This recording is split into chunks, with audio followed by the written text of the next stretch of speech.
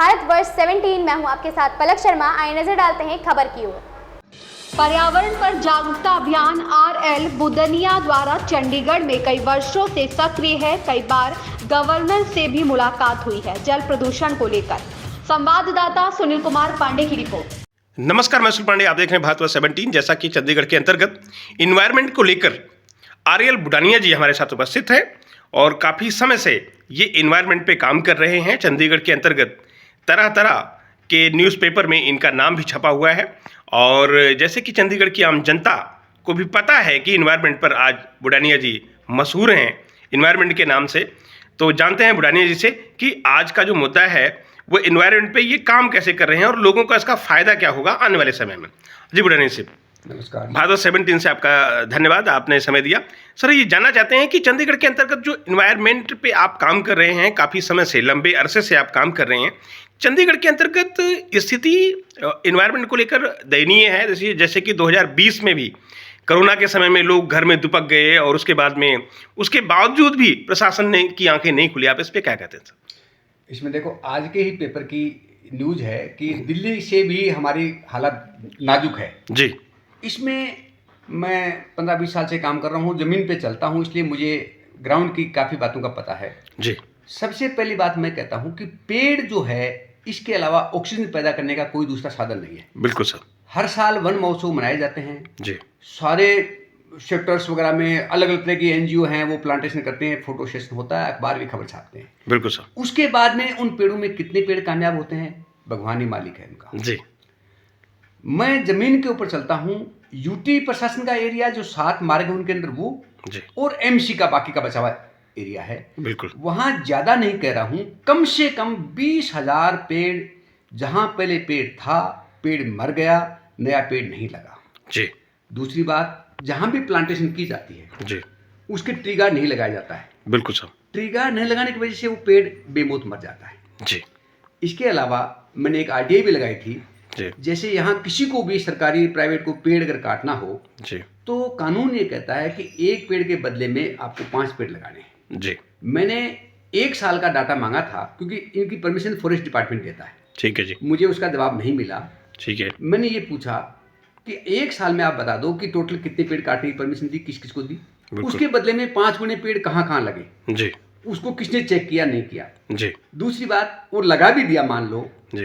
पहली बात तो उसका कोई जवाब नहीं, लगा भी दिया तो वो जो एक पूरा 40-50 फीट का ऊंचा पेड़ है जो ऑक्सीजन दे रहा है, इकोसिस्टम को बैलेंस कर रहा है, जीव जंतु उसके ऊपर बैठ रहा है, उतना बड़ा वो 1 फुट का हम पेड़ लगा रहे हैं, पौधा लगा रहे हैं, वो उतना बड़ा कब होगा, उतनी ऑक्सीजन हमें कब देगा, प्लस उतना बड़ा होगा या नहीं होगा जी, उसका कोई चेक करने वाला नहीं है। बुडानी साहब, जैसे कि आप इन्वायरमेंट के साथ साथ वाटर पोल्यूशन पर भी काम करते हैं, तो वो कैसे है? उसमें वाटर पोल्यूशन के अंतर्गत उसमें वाटर कैसे सेफ हो सकता है? आने वाले समय में अगर उसका ध्यान न रखा गया तो किन कारणों से अपना हमारे सिटी को नुकसान हो सकता है? इसमें वाटर पोल्यूशन के साथ में मैं उसको और चीज़ जोड़ दूँ जी। यहाँ 3 बरसाती नाले हैं। जी। नंबर 1 पटियाला की राव, जी। नंबर 2 एंचो, नंबर 3 सुखनाचो। जी। पटियाला की राव भी पहले घग्गर में जाती थी, अब उसको मोड़ दिया गया है, अब घग्गर में नहीं जाता है। एंचो और सुखनाचो आज भी घग्गर नदी में जाते हैं जी। और चंडीगढ़ जैसे शहर के बीचों बीच निकल रहे हैं जी। और इसके अंदर सीवेज का पानी चलता है और सारे मीडिया ने रिपोर्टिंग किया है। मैंने अलग अलग पॉइंट पे जाके वीडियो बना के प्रशासन के पास बताया है। प्रशासन को ये नहीं कि पता नहीं, सब कुछ पता है। ठीक है सर। उसके बावजूद कुछ भी नहीं हो रहा। NGT का क्लियर कट ऑर्डर है कि इसमें एक बूंद भी गंदा पानी नहीं जाना चाहिए, ये क्राइम है। बिल्कुल। लेकिन सवाल ये है कि ऑर्डर होने से क्या है, जमीन पे लागू कौन करे? बिल्कुल। ऑर्डर होने से कुछ नहीं होता। हाई कोर्ट ऑर्डर कर दे, सुप्रीम कोर्ट कर दे, लेकिन जमीन पे लागू जब तक नहीं हुआ तो कागज के अंदर पड़ा है। बुडानी साहब, आपने NGO भी बनाई है एनवायरनमेंट पर और आपने गवर्नर से भी मुलाकात की थी या आपने मुलाकात करने के लिए लेटर भी लिखा था, तो क्या गवर्नर साहब इस पर कोई संज्ञान नहीं लेते? हाँ, मेरा तो मुद्दा तो यही था कि ये जो बरसाती नाले हैं, इनको अगर हम अभी नहीं बचाएंगे तो भविष्य में हमारे पास कोई चांस नहीं बचेगा। ये शहर के लिए लाइफ लाइन है बरसाती पानी जाने के लिए। बिल्कुल।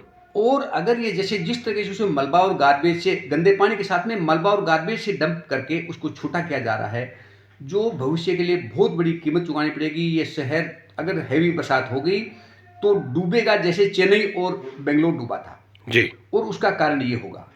इसके लिए कोई भी हो, चाहे सख्त से सख्त और तुरंत कदम उठाने की आवश्यकता है। जो भी लोग शहर को प्यार करते हैं, पर्यावरण को प्यार करते हैं, उनको इन नालों के बचाने के लिए, प्लस इसमें गंदा पानी चंडीगढ़ से एंट्री होकर पंजाब में जाता है, आगे पंजाब वाले भी अपना पूरा सहयोग देते हैं, आगे जाते जाते जब घग्गर में मिलता है तो गंदी नदी मिलती है, गंदी नाला नहीं, गंदी नदी मिलती है। और आपको बताऊं, चंडीगढ़ में आज का मैं लेक के पास गया था, वहाँ कांसल से जो चंडीगढ़ का जो फॉरेस्ट है उसके अंदर इतना गंदा पानी आ रहा है, कम से कम 40, 50, 60 एकड़ में वो सीवेज का पानी का तालाब बना हुआ है। उससे सुना और लोगों तक पहुंचाएंगे। इससे मैं सोचता हूं कि पर्यावरण के प्रति लोगों की संजीदगी बढ़ेगी और हमारा पर्यावरण बचेगा, हमारा शहर बचेगा, हम सब स्वस्थ रहेंगे, खुशहाल रहेंगे। Thank you sir, thank you. Daddu माजरे का कूड़े का पहाड़ सबको दिखता है जी। लेकिन उस पहाड़ से जो पर्यावरण को बर्बादी हो रही है, नुकसान हो रहा है, उस पानी से उससे भी ज़्यादा बर्बादी हो रही है जी। मतलब हजारों पेड़ बर्बाद होना, और उस पानी से कितना गंदा पानी जो है वहाँ परमानेंट खड़ा है। Sir, Indian forest officer Dalai से भी आपकी मुलाकात हुई, टीसी नौटियाल से भी आपकी बात होती रहती है, तो क्या वो इन्वायरमेंट पर आपसे आपके बताए हुए सुझावों को मानते नहीं हैं या सुनकर अनसुना कर देते हैं? क्या रीज़न है? अब वो तो वो ही जाने, मेरा काम तो बताना है, उसके बाद कार्रवाई तो उनको ही करनी है। बिल्कुल। और मुझे नौटियाल साहब ने कुछ दिन पहले बताया कि मैंने म्युनिसिपल कॉर्पोरेशन को आपका वीडियो जो है भेजा है, उनको लिखा है। तो मैंने तो जवाब दिया कि लिखने से क्या हुआ, पानी तो वैसे ही चल रहा है। बिल्कुल। पानी तो रुका नहीं ने। बिल्कुल। मान लो मीडिया में रिपोर्ट आ गई या अफसर ने इंक्वायरी मार कर दी, लेकिन उसका रिजल्ट तो कुछ नहीं आ रहा ना जमीन पे। तो बिल्कुल, जमीन पे तो पानी आज चल के देख, मतलब ग्राउंड स्तर पर जो एनवायरनमेंट की जो हालात है वो वैसे की वैसे है। इसमें प्रशासन कोई सुझाव को दुरुस्त नहीं कर रहा है, ये कह रहे हैं आप? भाई इसमें मैं तो लोगों को भी बराबर दोष देता हूँ कि प्रशासन या जो नेता है वो हमारे समाज का हिस्सा, चंद्रमा से एक भी नहीं आया है। बिल्कुल। जैसा हमारा समाज जितना मतलब बेहोशी में चल रहा है, तो प्रशासन फिर क्यों, प्रशासन को क्या पड़ी है? बिल्कुल अपने उसी समाज का हिस्सा है। जब हम समाज वाले हम कहते हैं कि हमें क्या फर्क पड़ता है, नाले में गंदा चल रहा है पानी, नाले में कोई मलबा डाल रहा है, हमें क्या है? बिल्कुल। वो अगर हम वो टेंडेंसी जो हमारी है, तो हमारे अफसर हैं उनकी टेंडेंसी दूसरी क्यों होगी, या हमारे जो जनप्रतिनिधि हैं उनकी टेंडेंसी दूसरी क्यों होगी? वो भी हमारे समाज का हिस्सा है। बुडानिया जी, जैसा कि अभी जल दूषित हो रहा है, इन्वायरमेंट कहीं न कहीं इन्वायरमेंट के लिए बहुत बड़ा लॉसेस हो रहा है और प्रशासन इस पर कोई संज्ञान नहीं ले रहा है, तो आप आम जनता को क्या मैसेज देना चाहते हैं? मैं तो जनता को कहता हूँ कि इसके मामले में कोई भी आप जितना सहयोग जहाँ भी दे सकते हो दो, क्योंकि ये दोनों नाले आगे घग्गर में जाते हैं और उससे आगे सिंचाई होती है, और उस बेल्ट में आपको सबको पता है कितना बड़ा एक कैंसर बेल्ट बन गया वो। बिल्कुल। और उसके जिम्मेदार हम हैं, और वहाँ से ये नहीं कि हम सुरक्षित हैं कि हमने गंदगी डाल दी आगे चलेगी, वहाँ से पैदा होने वाला अनाज, सब्जियाँ, फल हम खाते हैं, हम भी बचेंगे नहीं। क्या बात? मतलब प्रकृति को जो बर्बाद करें उसकी कीमत हमें भी चुकानी पड़ेगी। आप रोज देख रहे हो यंग लोगों को हार्ट अटैक आ रहे हैं, कैसी कैसी बीमारियां आ रही हैं, हॉस्पिटल्स में जाके देखो, मतलब पैर रखने की जगह नहीं, किसी हॉस्पिटल में, प्राइवेट में जाओ, सरकारी में जाओ, उसका कारण हम हैं। बिल्कुल। हम पर्यावरण के प्रति कितने लापरवाह हैं। मैं तो एक और करता हूँ कि जैसे कोई भी त्यौहार होता है तो मैं तो पेड़ लगा के मनाता हूँ। कोई मेरे कोई यार दोस्त हो, कोई उसका जन्मदिन हो, मैं उसको गिफ्ट देता हूँ, मैं तो पेड़ ही देता हूँ, पेड़ लगाता हूँ। और जो मैं पेड़ लगाता हूँ उसी टाइम उसके साथ में ट्री गार्ड, और चंडीगढ़ में जैसे जो रूल है कि कहाँ पर कौन सा पेड़ लगना चाहिए, मैं उस रूल के मुताबिक ही उनको पहले पूछता हूँ कि उनका सीक्वेंस ना खराब हो कि मैं आज लगाऊं कल को वो तोड़ दे। मैं ऐसा नहीं करता हूँ, पहले सरकार को पूछ के कि कहाँ ये पेड़ लगा सकता हूँ मैं, वहीं वो पेड़ लगाता हूँ, ट्री गार्ड के साथ लगाता हूँ, और घूमते फिरते मैं उसको चेक भी करता हूँ, कभी पानी भी डालता हूँ। तो मेरी तो कोशिश ये रहती है। इसका मेरा मकसद क्या है, वो लोग जागरूक कैसे हो कि भाई हम बर्थडे पे केक लाते हैं 2000 रुपये का, बिल्कुल पेड़ के तो 2000 रुपये लगते भी नहीं। बिल्कुल सही है। तो हम लगाए नहीं, पाड़े।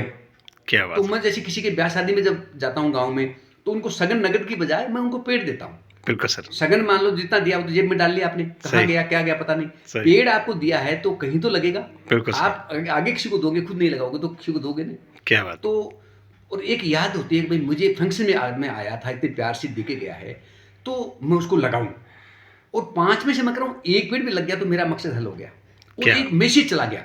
कल को हो सकता है कि आप आगे अपना देना शुरू करो। बिल्कुल। तो इवन जैसे अभी जैसे बड़े बुजुर्ग कोई जैसे जाते हैं तो हमारे एक बैठक का रिवाज है, तो मैं तो वहाँ जाता हूँ तो उनकी याद में भी, उनके घर वालों को कहता हूँ उनकी याद में आप पेड़ लगाओ, और जब पेड़ के पास से आप निकलेंगे तो आपको अपने जो प्रिय आदमी है उसकी याद आएगी कि उस दिन हमने ये लगाया था।